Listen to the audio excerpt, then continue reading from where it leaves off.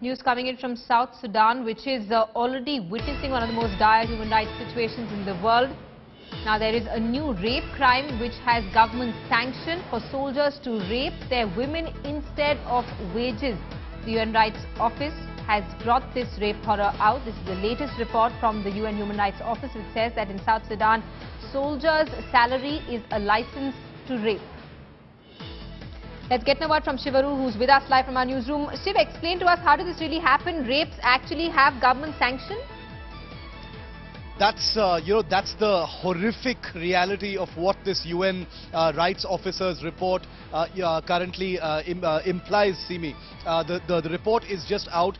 It's being picked up all over the world. It's one of the top stories in the Western media at this point of time. And we've chosen to pick it up here on India Today because of the kind of horror this represents really for the world. Remember, South Sudan, which has variously been described as one of the most horrendous abusers of human rights in the world in existence right now.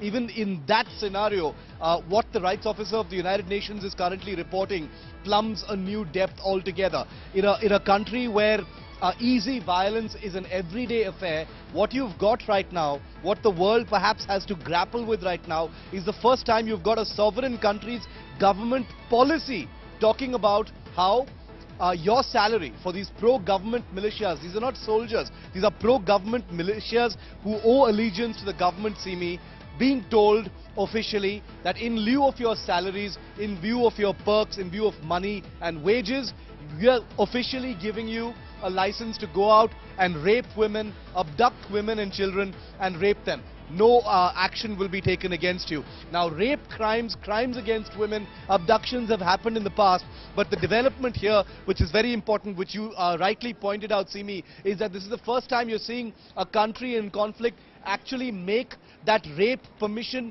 an official state policy. Now, South Sudan, many people would argue, is a state in turmoil. It cannot really be seen as a sovereign country given the level of conflict that it has been under for so many years.